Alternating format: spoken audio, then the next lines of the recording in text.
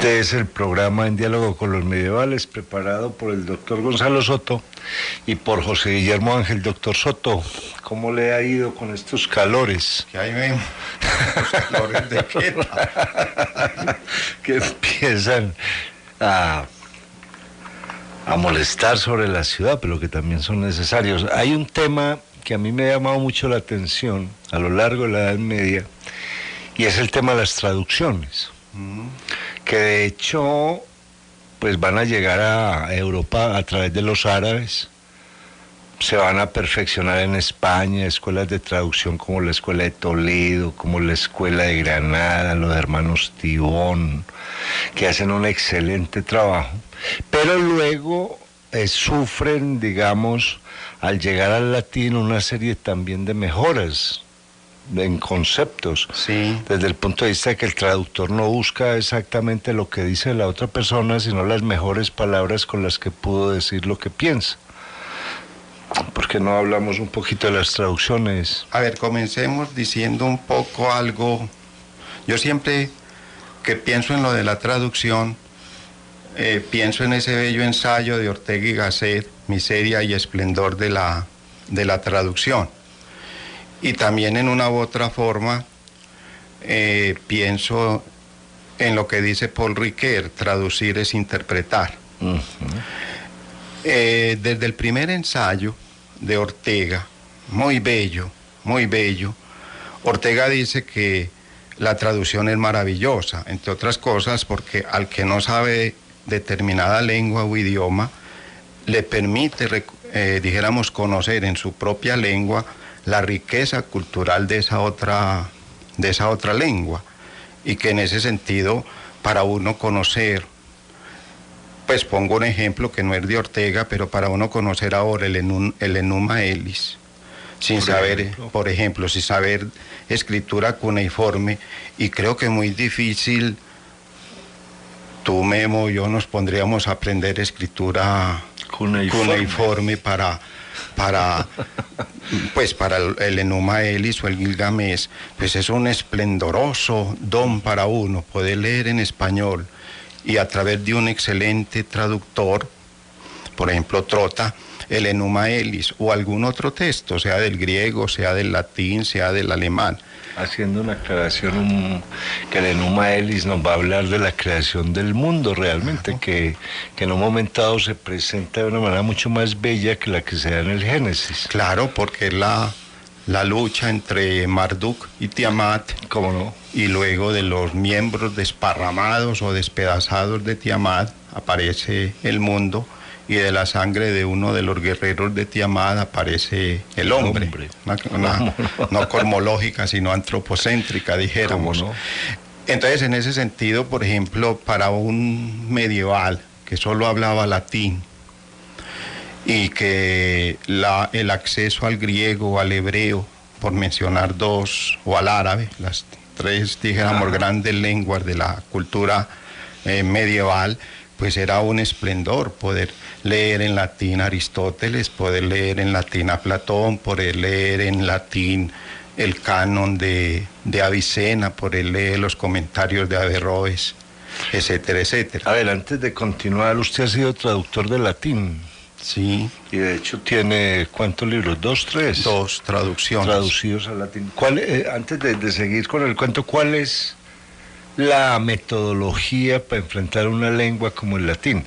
Desde el punto de vista de que es una lengua que se actualiza poco, o no se actualizó más. Sí. ¿Cierto? Yo diría,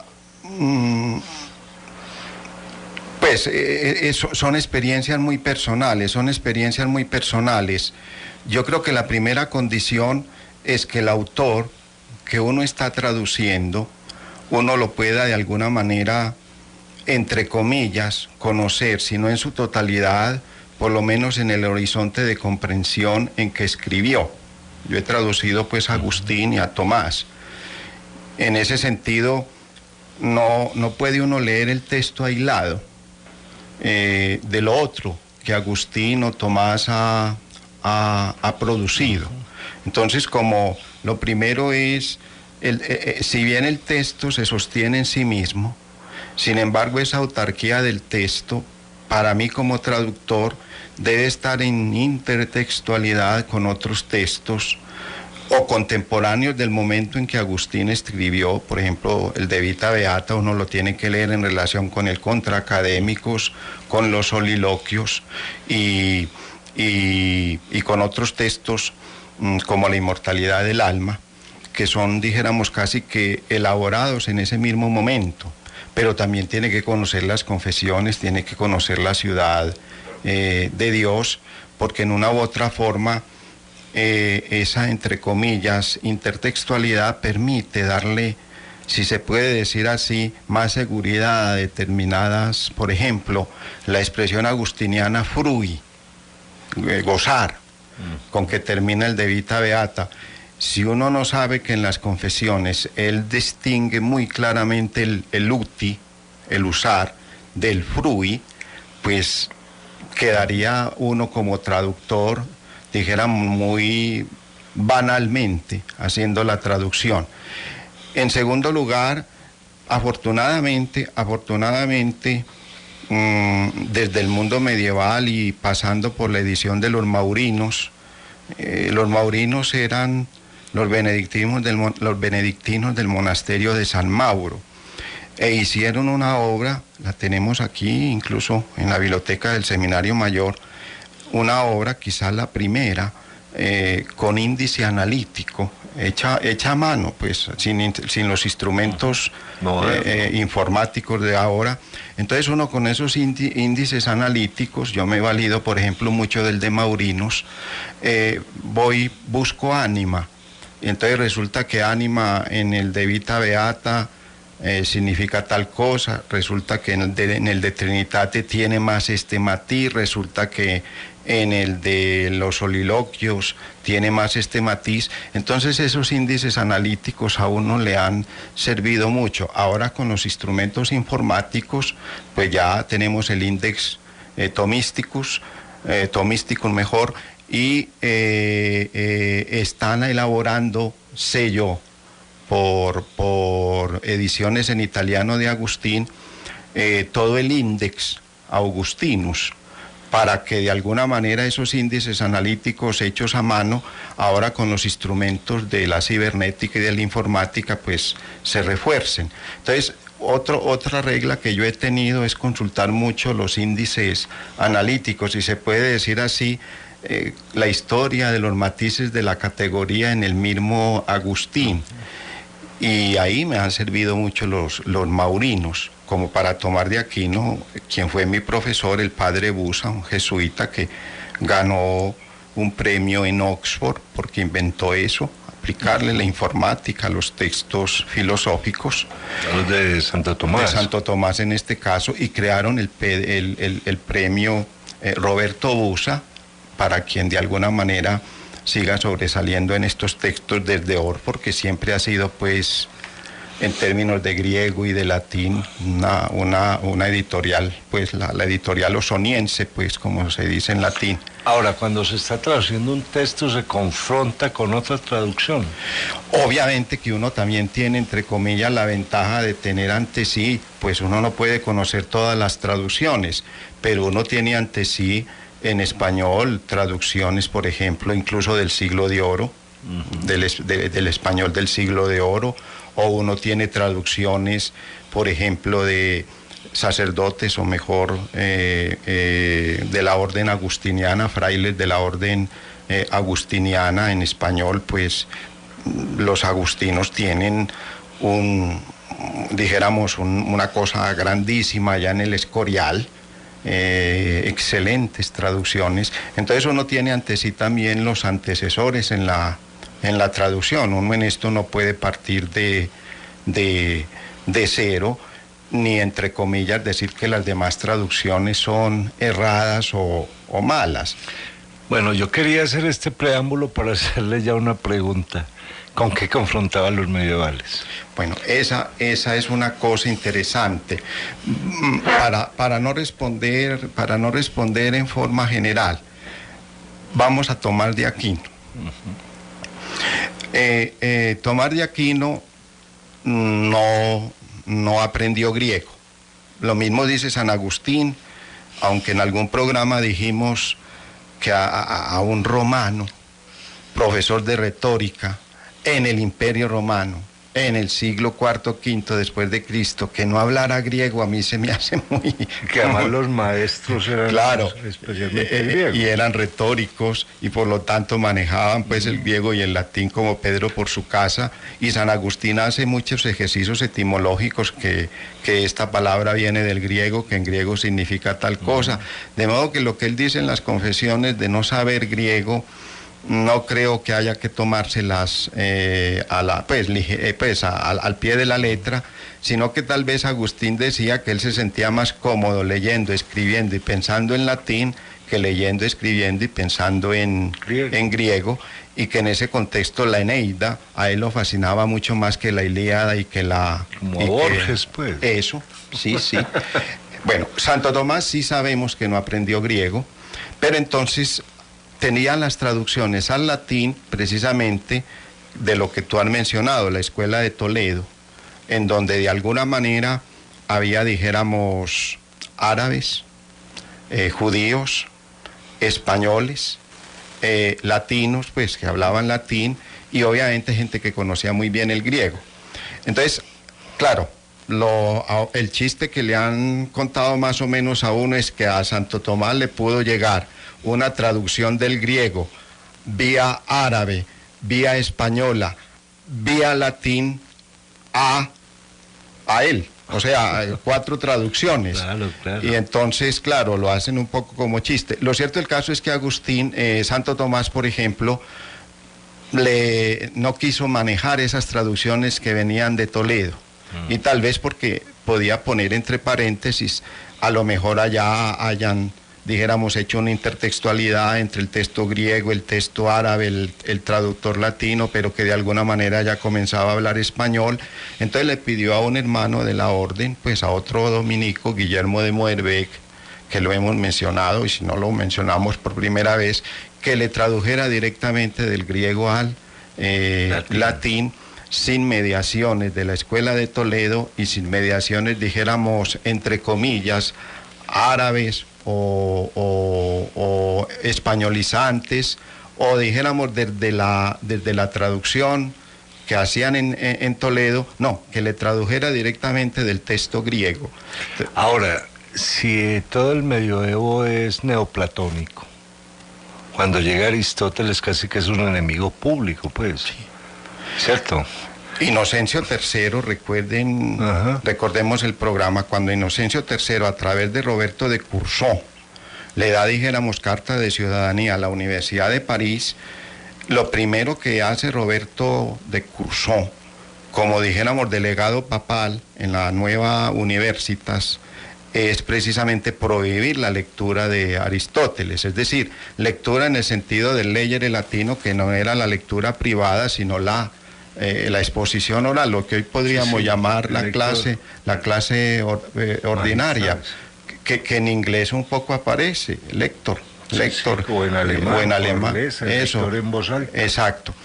Entonces, claro, cuando todo ese corpus aristotélico, que prácticamente hasta mitad del siglo XII no se conocía, sino, dijéramos, en las obras de lógica, por la traducción muy buena de Boecio. Boecio tenía el proyecto de traducir toda la obra de Aristóteles y toda la obra de Platón al latín. Desafortunadamente, pues, esas cosas de la política que son tan enredadas, pues lo llevaron a la horca por parte de Teodorico. Entonces, solo nos pudo, dijéramos, traducir los textos lógicos. Pero, por ejemplo, la traducción de Boecio de palabras como usía, de palabras como hipokeimenon, de palabras como eidos, de palabras como energeia, de palabras como dinamis, pasaron al latín vía Boecio casi que en la forma como hoy lo seguimos manejando: acto, potencia, sustancia, accidente, sustratum, subjectum, etcétera, etcétera. Entonces Santo Tomás en eso no sé qué comentarios había oído. Al fin y al cabo, los monjes mendicantes se desplazaban por toda Europa y por todo Oriente también. Entonces, quién sabe, esos monjes mendicantes dominicos, qué le dijeron y le pidió a su hermano en la orden, Guillermo de Moerbek, que le hiciera la traducción de la obra aristotélica directamente del griego él. De modo que Tomás de Aquino lee en latín, no una traducción que viene de la escuela de Toledo, o no una traducción que viene mediada por Boecio, o no una traducción que viene mediada por otro, dijéramos, traductor medieval. Por ejemplo, sabemos que Escoto Erígena había traducido del griego al latín las obras de Dionisio Areopagita. Y aunque el profesor, pues tú lo sabes, de cómo los irlandeses salvaron la cultura de Occidente, claro, el profesor Cahill ahí, más en un tono periodístico, pues va a indicar cómo esa idea que uno tiene, que no la transmite. O sea, a nosotros nos han puesto unos lentes para leer el medioevo, que es los del Renacimiento y los de la Ilustración. Los medievales no sabían latín, grecum nes non legitur. Entonces le dicen a uno eso, el griego no se entiende. Y Cahill muestra cómo esos monjes irlandeses manejaban el griego como Pedro por su casa. En segundo lugar, Escoto Erígena traduce del griego al latín la obra de Dionisio Areopagita.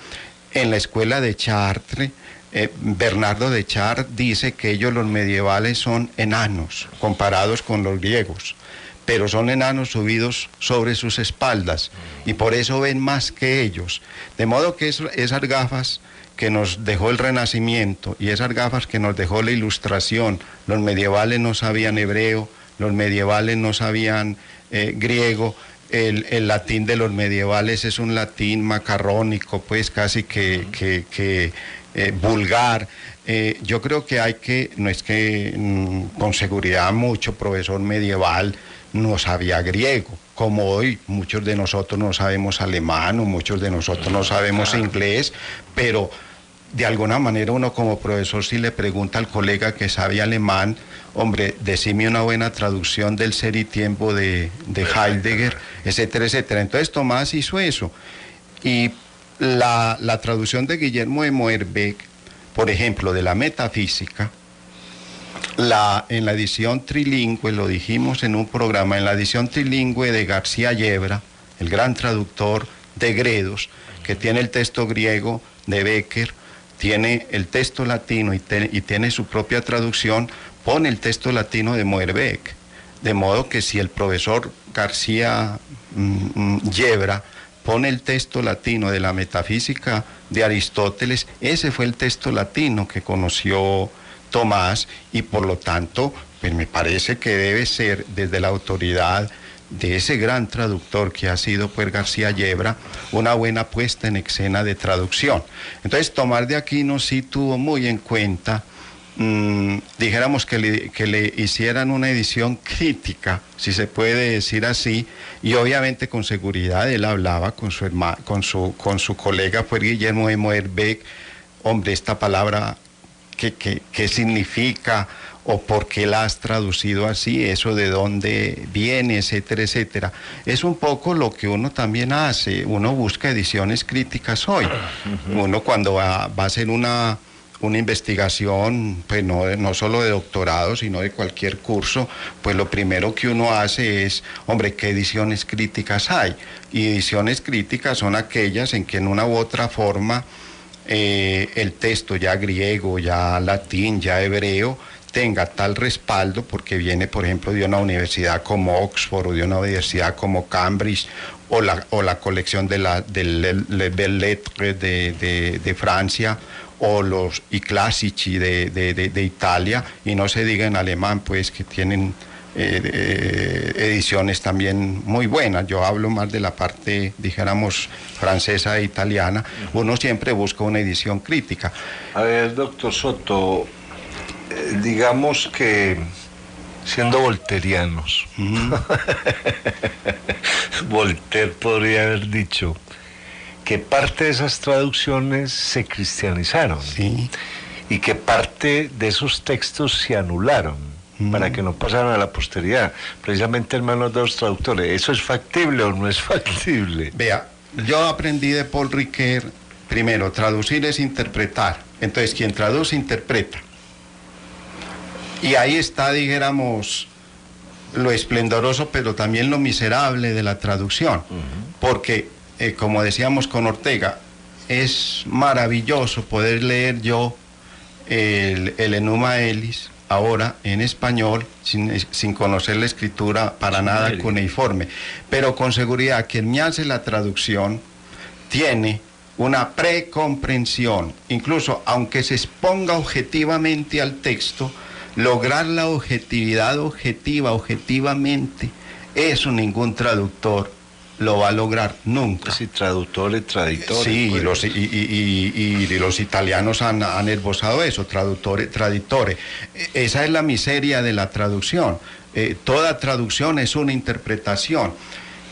Entonces ahí en ese... Bueno, hasta ahí bien, pero no se volaron algunos pedazos. Pero que segundo, me interesaban, bueno, ¿no? segundo elemento que dice Paul Ricoeur. Nosotros hemos centrado muchas veces la historia de la interpretación en el autor. Entonces hemos hecho hermenéutica solo desde el autor, la intención del autor, el contexto, el pretexto, y desde ahí, pues obviamente el texto se dice, hombre, esto es una mala traducción porque la intención del autor era tal cosa, porque en el siglo V Usía no significaba sustancia, sino que significaba algo así como los bienes materiales que uno tiene. Entonces hay que poner, en vez de sustancia como traducen los latinos, habrá que poner autarquía material o autosuficiencia, etcétera, etcétera. Pero es que Paul Ricoeur dice que también hay que hacer una hermenéutica desde el lector, la historia de la recepción del texto. Entonces, en la historia de la recepción del texto, obviamente, es imposible hacer todas las maneras como el texto ha sido recibido. Pero vayamos a Aristóteles. No podemos prescindir de los árabes. ¿Cómo lo recibieron los árabes? Averroes, Avicena. ¿Cómo lo recibieron los judíos? Maimónides. ¿Cómo lo recibieron los cristianos? ¿Cómo lo recibieron los renacentistas? ¿Cómo lo recibieron los ilustrados? ¿Cómo lo recibió cuando Becker en el siglo XIX hizo la edición crítica de las obras de Aristóteles? ¿Cómo lo recibió Brentano? ¿Cómo lo recibió Heidegger? ¿Y cómo lo están leyendo ahora los llamados neo-aristotélicos? Ahora, en esa historia de la recepción del texto puede ocurrir lo que tú dices, un párrafo X que en una u otra forma es complicado.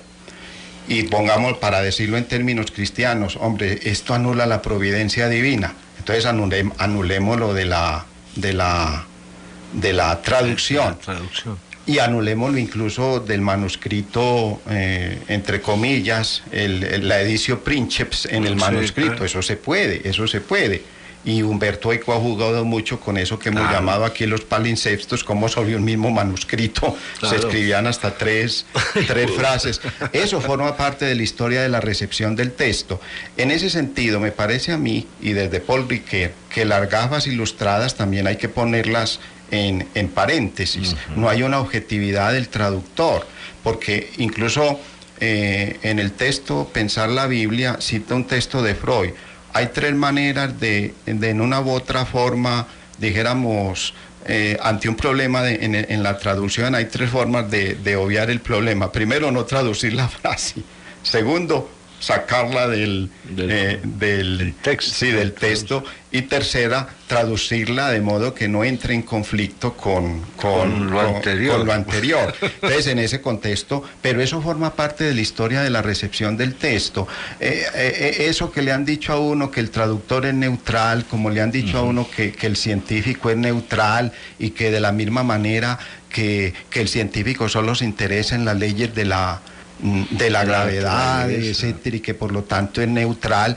El solo hecho de interesarse en la verdad, en las leyes que son verdad, ya no lo puede hacer neutral, porque está buscando la verdad a través de las leyes. Incluso hoy sabemos de Newton que era un alquimista, que era herético, a pesar de que trabajaba en el Trinity College, era arriano, negaba la Trinidad, que era incluso rosacrucista, que se interesó en problemas exegéticos, que incluso calculó la edad de la historia con base en las cronologías de la Biblia. Entonces hizo exégesis bíblica e historia desde la Biblia. Eso quiere decir entonces que el Newton científico se perturbó por la alquimia, no formaba parte del universo mental. Entonces, incluso hoy sabemos, por ejemplo, que eso de la gravedad, Newton en términos de causalidad solo y nada más lo descubre en sus experimentos alquímicos. Entonces, en ese sentido, cuando a uno le hablan de la gravedad como una atracción a distancia, uno piensa en la simpatía y en la antipatía de los alquimistas para efectos de las nupcias entre el mercurio y el azufre, o de cómo los ácidos se repelen y no pueden entrar en... Entonces, en ese contexto, esa pretendida objetividad del traductor ya hoy absolutamente cayó, y cayó porque es que el traductor no puede ser neutral. En segundo lugar, el traductor, incluso por muy neutral que sea, tiene de alguna manera también una formación filológica, y la formación filológica depende del maestro que le enseñó. Por ejemplo, Jäger tiene una formación filológica con Villa-Bowis, después Heidegger, no recuerdo con quién estudia, y Gadamer dice: Heidegger como filósofo es encantador porque se inventa todo. Entonces Gadamer se puso a estudiar filología, y por eso obviamente de alguna manera pone en paréntesis muchas de las interpretaciones, incluso filosóficas. En ese contexto, parte de la historia de la recepción del texto es cómo leyó un cristiano a Platón, caso de Agustín. Eso no se puede tirar a la borda y decir que Ficino fue el gran objetivo y el gran entendedor de Platón, porque ese sí sabía griego. No, hay una recepción en la historia de la recepción del texto que es Agustín, y hay una historia en la recepción del texto aristotélico que es Moerbek y que es Tomás de Aquino. Entonces, tirar al cajón de la basura la traducción de Moerbek o la interpretación de Tomás, porque simple y llanamente, entre comillas, estaban amañadas. A cualquier traducción se le puede decir que está, entre comillas, amañada. ¿Por qué? Porque tiene una carga, un previo, una formación filológica, unas intertextualidades, unos estudios a través de índices analíticos, etcétera, etcétera. Entonces, en ese contexto no hay traducciones neutrales.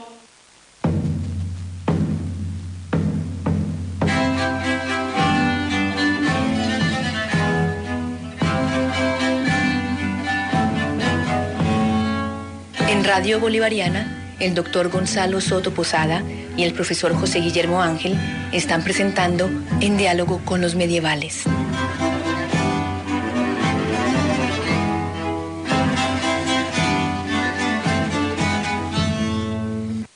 A ver, así como a través de los árabes llevaron del griego al siriaco, al hebreo, al árabe, todo esto. Es que eso también es interesante. Aristóteles pasa del griego al siríaco. ¿Cómo no? Y después por los arrianos, claro, además. Por los arrianos. Y después, obviamente, esas traducciones del griego al siríaco van al árabe, van al hebreo, por lo menos en Maimónides, después con seguridad, claro. Aunque escribió en árabe, con seguridad, él tenía que pensar de alguna manera también en su constelación hebrea cuando leía las traducciones árabes o las traducciones o el texto griego o el texto siríaco. Entonces, en ese contexto, claro, esa es la historia de la recepción del texto. Eso para mí no debe ser objeto de ridiculización. Esos pobres medievales que no sabían que estaban leyendo, porque era un texto griego traducido al siríaco, después al árabe, después al hebreo, después al latín y después interpretado en latín por alguien que no sabía ni griego, ni siríaco, ni hebreo, ni árabe. Todo todo eso forma parte de la historia de la recepción del texto. Para bien o para mal es discutible. Yo puedo alejarme de la interpretación tomista de Aristóteles, pero yo hoy puedo alejarme totalmente de la interpretación, por ejemplo, heideggeriana de Aristóteles. Sí, claro, yo puedo tomar distancia de la interpretación de Heidegger, y así cuando Heidegger dice que la traducción de energeia por actus, o que la traducción de dinamis por potencia, eso es una mala traducción, eso es escolástico, eso es deformar a Aristóteles, yo incluso entablaría un debate con Heidegger, porque a mí me parece que el texto, la traducción de actus y la traducción de potencia, a mi manera de ver, en la manera en que Tomás de Aquino la entiende, son vitalmente aristotélicas. No, y que si eso se lleva a lo que hoy en día significan las palabras, por ejemplo, energía, por ejemplo, dinamismo y todo eso. El dinamo. Hay una biografía de las palabras, y eso lo sabía, por ejemplo, Isidoro de Sevilla. Cuando Isidoro de Sevilla hacía etimologías, no era la etimología en el sentido de medicina viene de modus, no, era él conocía la etimología histórica, no la etimología solo filológica, sino la etimología histórica, y ese modus cómo ha sido entendido, por ejemplo, por Hipócrates, o cómo fue entendido por Galeno, o cómo fue entendido por Celso. Entonces citaba las tres escuelas médicas que habían entendido el modus, es decir, el límite, la proporción.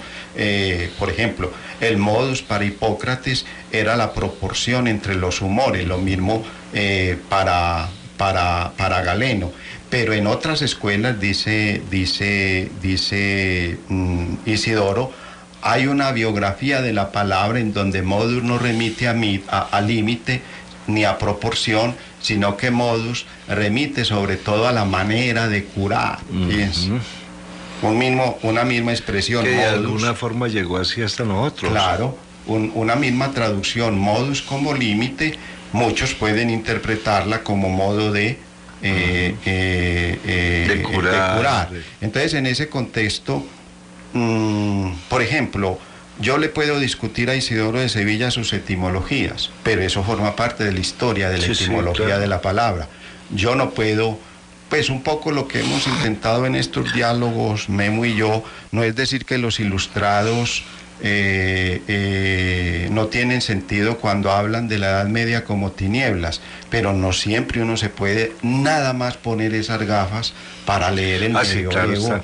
Desde esa, entonces aquí proponemos que hay que hacer una historia de la recepción del texto, en este caso de las traducciones al latín, vía árabe, vía siríaca, vía hebrea, y en ese contexto Moerbek le sirve a Tomás de Aquino para hacer sus comentarios sobre Aristóteles. Doctor Soto, a través de los árabes no solamente llegaron los griegos, sino que también llegaron los Vedas, los Upanishads, el Bhagavad Gita, libros muy importantes como Kaliledisma sobre política, porque esos libros no hicieron carrera en el medioevo cristiano. Bueno, yo creo que fue tal el impacto de la novedad aristotélica, fue tal el impacto, es decir, uno prácticamente desde el siglo V, viendo todo, con los ojos, pues, con las gafas de Platón, de Plotino, de Proclo, de Agustín y de Dionisio Areopagita, que dijéramos, para ellos, hasta el siglo XIII, lo único que prácticamente estaba ahí era la Biblia y toda la tradición, llamémosla así, no me gusta el nombre, pero llamémosla así, platónico-agustiniana. Cuando a finales del siglo XII y el siglo XIII entra ese grosor que es el corpus aristotélico, con su ética, su metafísica, su física, sus tratados de biología, etcétera, etcétera, eso les debió a los medievales impactar de tal manera, primero porque les desmontaba el paradigma platónico agustiniano, segundo porque les mostraba que además del Aristóteles lógico, quizá el menos importante, aunque en filosofía yo diría que no hay menos ni más importantes, estaba el Aristóteles físico, metafísico, ético, y ese era un Aristóteles muy problemático para efectos de poder entrar en diálogo con la tradición cristiana.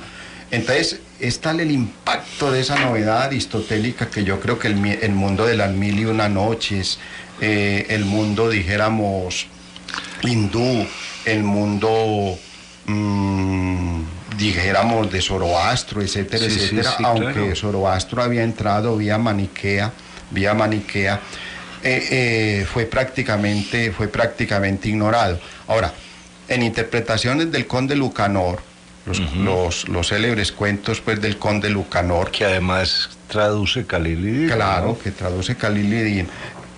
Muchos autores han visto las mil y una noches. Muchos autores dicen que en una u otra forma ahí hay un dejo de las mil y una noches que tal vez el conde Lucanor pudo haber no leído o conocido, pero sí en medio de tradición oral conocido. Entonces, claro, el impacto de Aristóteles es radical. Pues yo pongo un ejemplo un poco tal vez muy cotidiano. Imaginémonos que ahora en pleno siglo XXI descubrimos un manuscrito para ponerlo pues en una cosa bien dura, descubrimos un manuscrito de Aristóteles, el libro segundo de la poética de Aristóteles, lo descubrimos en el siglo XXI. Yo creo que es tal el impacto de ese descubrimiento. Descubrimos el libro segundo de la poética de Aristóteles perdido y que yo creo que es tal todos se vuelcan sobre. Claro, es tal el impacto de ese descubrimiento que yo creo que ya hasta la metafísica de Aristóteles o hasta la ética de Aristóteles no es que se desplacen, sino que los aristotélicos y los profesores de filosofía volcamos nuestras miradas hacia ese nuevo descubrimiento que es el libro segundo de la poética de Aristóteles. Incluso comenzamos a decir, ¿y esto qué significa para lo que yo he pensado de la metafísica o de la ética o incluso de la tragedia? Entonces yo creo que fue tal el impacto aristotélico en los siglos XII y 13, que obviamente todas las miradas de las universidades, es decir, de los intelectuales, se dieron a la tarea, 1, de leer Aristóteles, 2, de interpretarlo, 3, de ponerlo en relación con el cristianismo, 4, qué hacer con la tradición platónico agustiniana que había, dijéramos, marcado la pauta, por lo menos, como un punto de referencia hasta los siglos XII y XIII, y obviamente ese lío. Aristóteles puede de alguna manera entrar en relación con la revelación. Entonces hay tres grandes corrientes. La corriente, dijéramos, del aristotelismo cristiano, llamémoslo así, que es la tomista. La corriente del aristotelismo, yo lo voy a llamar radical, no lo voy a llamar heterodoxo, como lo llaman muchos historiadores, yo lo voy a llamar radical. Aristóteles nada tiene que ver con el cristianismo, en ese sentido no le pidan peras al olmo. Aristóteles no puede compaginar con el cristianismo, un poco lo que se ha llamado pues también por otros historiadores el averroísmo latino. Y la tercera tesis, me quedo con el paradigma platónico agustiniano, y de Aristóteles cojo aquello que en una u otra forma no perturbe ese paradigma platónico agustiniano, el caso de Buenaventura. Entonces, frente a Aristóteles, fijémonos cómo en el siglo XIII y en la Universidad de París hay 3 aristotelismos. El aristotelismo cristiano, Tomás de Aquino, es una historia de la recepción del texto.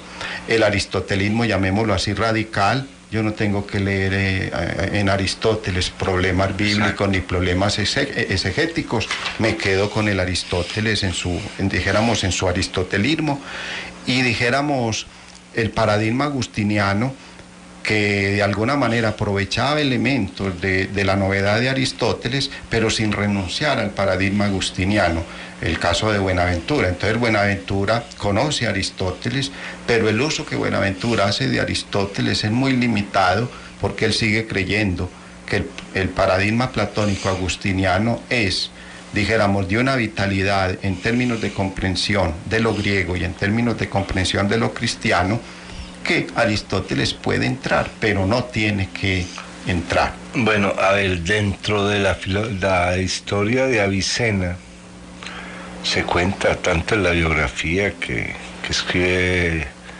Gilbert Sinué, que es muy bella, como la biografía de Persa, le decía a Avicena que para entender a Aristóteles lo tuvo que leer 40 veces. Era así de difícil para un medieval el pensamiento aristotélico. Pues hay también anécdotas, un poco, dijéramos, hiperbólicas, para indicar las dificultades que el texto aristotélico, a diferencia, dijéramos, del texto platónico, podía ofrecerle a un lector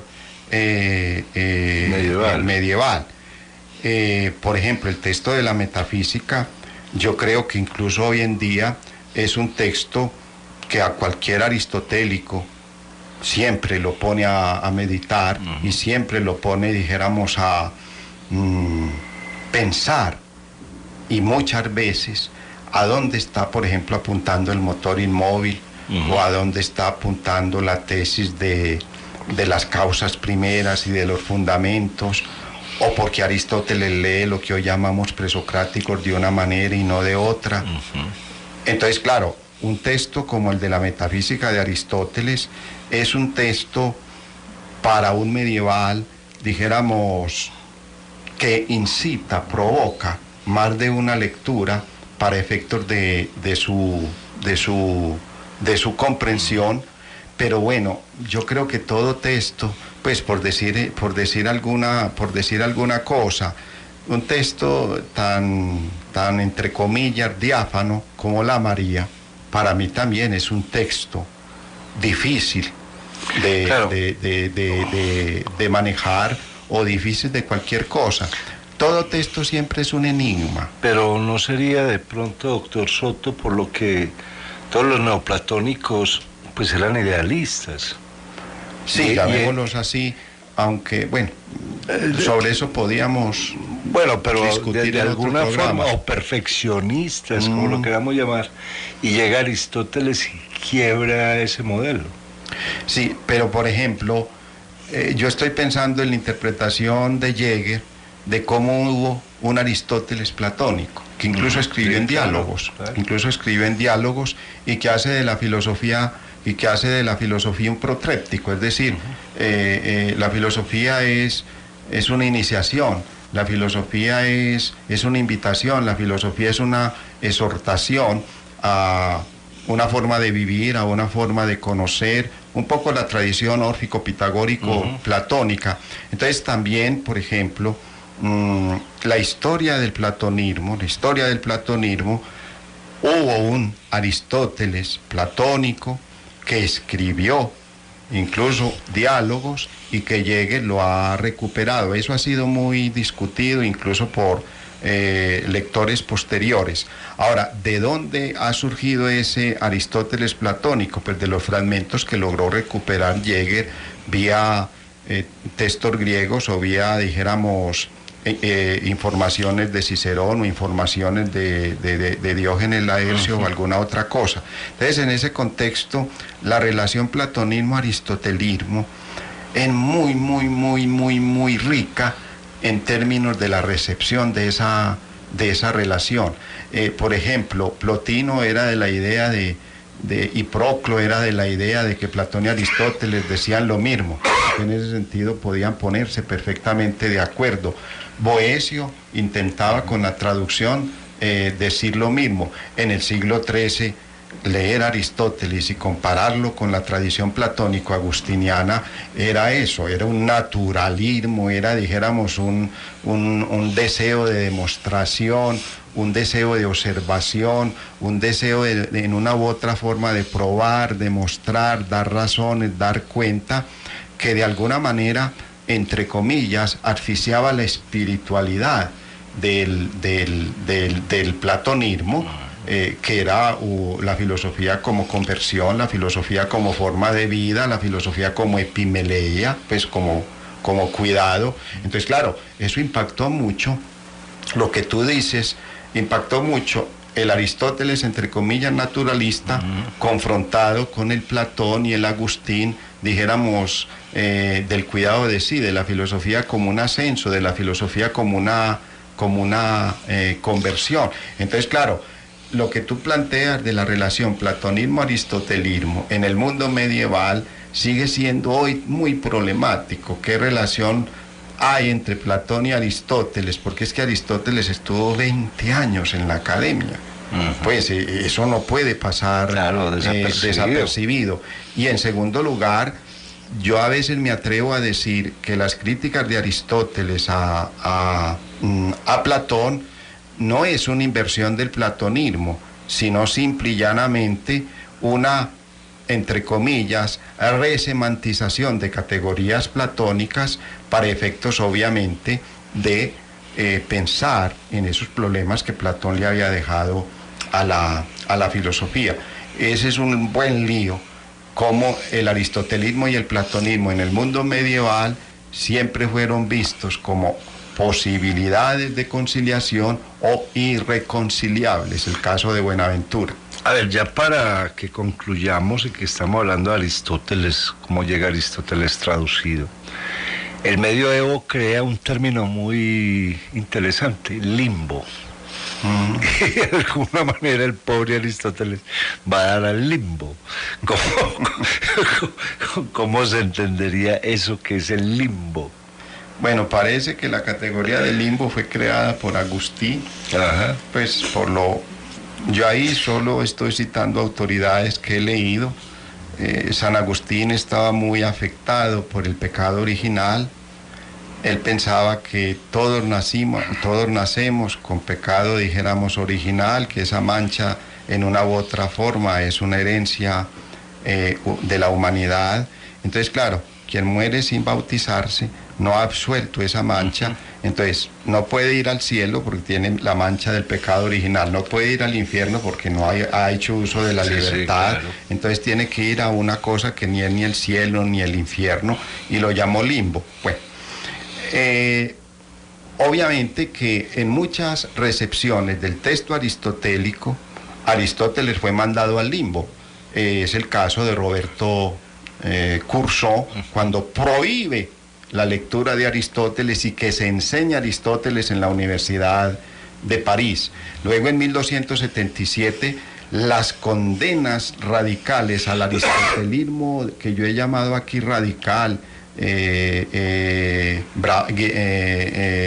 Bravante, por mencionar algún nombre, son condenadas 277 proposiciones de filosofía y de teología, la mayoría de las cuales son de profesores de ahí de la Universidad de París, tanto de filosofía como de teología, que han hecho uso de Aristóteles. Entonces, claro, esa condena vuelve a mandar al limbo a Aristóteles. El problema es que los humanos, tal vez por aquello de lo prohibido sabe mejor, mientras se prohíbe, era como lo que ocurría con el índice de libros prohibidos. Claro. Lo primero que uno preguntaba, ¿está en el índice de libros prohibidos? Hay que leerlo. Entonces, claro, las prohibiciones que se hicieron de Aristóteles hasta 1277, lo único que hicieron fue incitar a que Aristóteles no fuera al limbo, sino que Aristóteles fuera al cielo, pues para emplear la metáfora. Entonces, claro, a partir de 1277 hasta la ciencia nueva, pues Kepler, Copérnico, Galileo y Newton, el paradigma aristotélico está rondando por todas las universidades, europeas, incluso llega aquí a la colonia de nosotros, obviamente con el ropaje tomista, poco importa, pero dijéramos, después de 1277 Aristóteles ya no está en el limbo, Aristóteles está, dijéramos, en el cielo. Es el paradigma con el cual se explica el universo, es el paradigma con el cual se explica el sistema solar, es el paradigma con el cual se explica el movimiento, es el paradigma... Sobre todo el movimiento. El movimiento es el paradigma con el cual se explica la caída de la ciencia, claro. Es el paradigma con el cual se explican los planetas, los cometas, los eclipses, es el paradigma con el cual se explica porque los cuerpos caen proporcionalmente, dijéramos, a su peso, etcétera, etcétera. Entonces, en ese contexto, Aristóteles, después de 1277, se convirtió ya no en el limbo, sino en el cielo de la ciencia. A ver, concluimos el programa primero como con una promesa a los oyentes de que vamos a traer a Platón, las ideas de Platón cómo se usa Platón en el medioevo. A ver, ¿Aristóteles fue traducido todo en el medioevo o quedó algo por traducir? Lo que se conocía en griego, y creo que, pues no hago la afirmación radical, después de lo que conocieron tanto los árabes como los medievales de Aristóteles, no ha variado pues el corpus hasta el momento aristotélico. Claro, ha habido, dijéramos, otras interpretaciones o los textos de Jäger que han recogido los diálogos, pues pedazos de diálogos de Aristóteles, o alguna cita de algún padre de la iglesia que cita una cosa de Aristóteles que no se ha podido encontrar el libro de la risa, por ejemplo, el libro de la risa.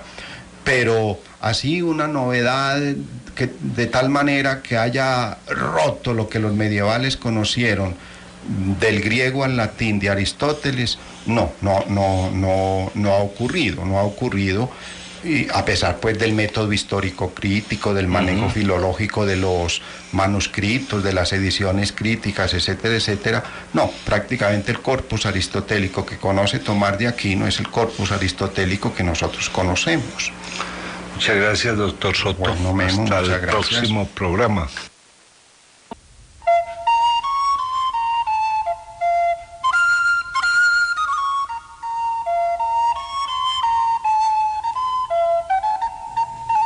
En Radio Bolivariana, Buzón Poético, breve espacio para el deleite sonoro con la palabra, el sentido y el silencio, a cargo de la Facultad de Estudios Literarios de la Universidad Pontificia Bolivariana. Lectura y selección, María Clemencia Sánchez.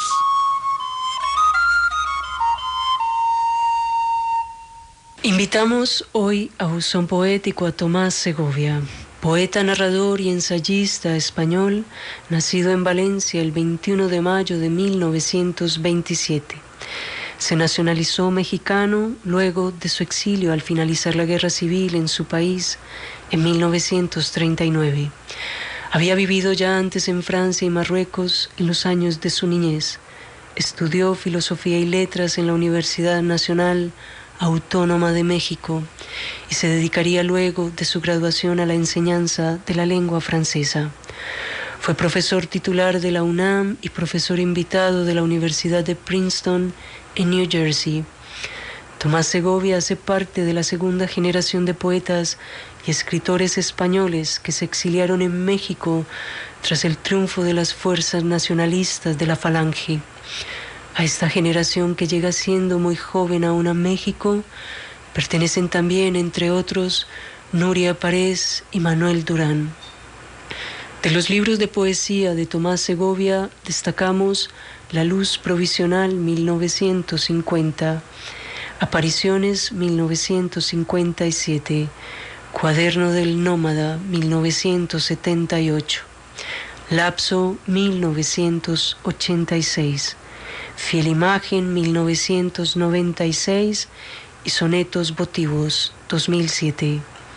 Algunos de los premios de poesía y distinciones que obtuvo son el Premio Javier Villaurrutia en 1972, el Premio Alfonso X de Traducción en 1982, 83 y 84 y el Premio de Ensayo Octavio Paz en el año 2000. Tomás Segovia murió en Ciudad de México el 7 de noviembre de 2011 y de él compartimos hoy en Buzón Poético su poema El extranjero. No le toques los pechos, extranjero, a esta sombra con fiebre que esta noche anocheció tan hembra por los linderos de los residentes.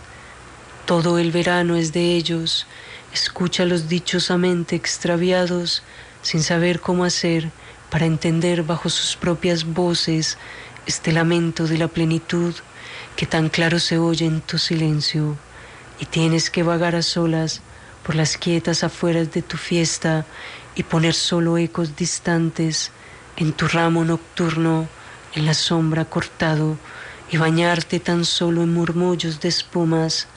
No saben que su amo tiene en ti un siervo más, que también el verano te devuelve un rato, tu corazón con llaga, nadie sabe aquí el nombre de tu amor extranjero, y tienes que alejarte al borde de la noche a decirlo a tus muertos que duerman allá afuera y que piensan en ti tras sus pesados párpados cerrados.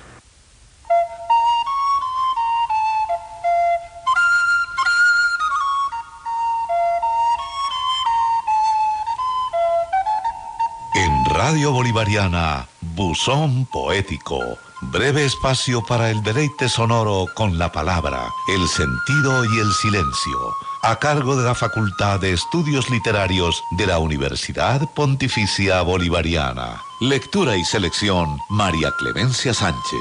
Participe a través del correo electrónico estudios.literarios@upb.edu.co.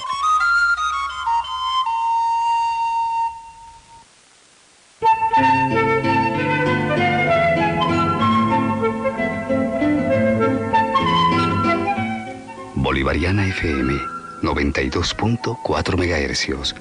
La máxima nota. Universidad Pontificia Bolivariana.